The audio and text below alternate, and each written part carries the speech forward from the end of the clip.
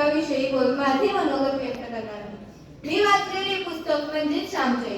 श्यामची या पुस्तकाचे लेखक साने गुरुजी आहेत. हे पुस्तक मराठी साहित्यातील एक अमूल्य ठेवा मानला जातो.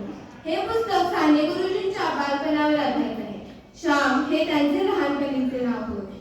या पुस्तकामध्ये श्याम आणि त्याच्या आईमधील प्रेम, जिव्हाळा, आपुलकी आणि संस्कार याचे हृदयस्पर्शी वर्णन केलेले आहे. आई ही आपल्या आयुष्यातील पहिला गुरु असते, हे या पुस्तकातून प्रकाशलेले जाणवते.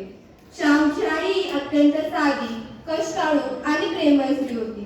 घरची आर्थिक परिस्थिती खूपच हलाखीची असतानाही तिने आपल्या मुलावर उत्तम संस्कार केले.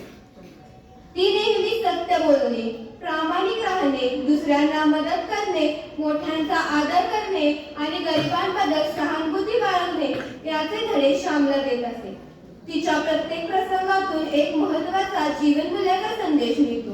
उदाहरणार्थ, एखादी चूक झाल्यावर ती लपवू नये, धैर्याने कबूल करावे, दुसऱ्यांचे दुःख समजून घ्यावे, स्वार्थीपण टाळावे आणि मेहनतीवर विश्वास ठेवावा. हे सर्व संदेश आई आपल्या वागणुकीतून श्यामला देत असे. हे पुस्तक वाचताना अनेक वेळा माझे मन भारावून जाते. आईचे निस्वार्थ प्रेम, तिने केलेला त्याग आणि तिची सहनशीलता याचे वर्णन इतके प्रभावी केले आहे की वाचल्याच्या डोळ्यात पाणी आल्याशिवाय राहणार नाही.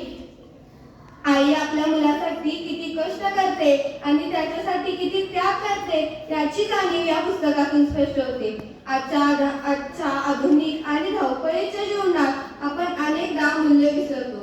अशा वेळी श्यामची आई सारखी पुस्तके आपल्याला योग्य मार्ग दाखवतात. हे पुस्तक फक्त कथा नसून जीवन जगण्याची शिकवण आहे. प्रत्येक विद्यार्थ्याने हे पुस्तक वाचावे असे मला वाटते. मला शेवटी एवढे सांगायचे आहे की श्यामची आई हे पुस्तक आपल्याला चांगला, प्रामाणिक आणि संवेदनशील माणूस बनवण्याची प्रेरणा देतो. धन्यवाद.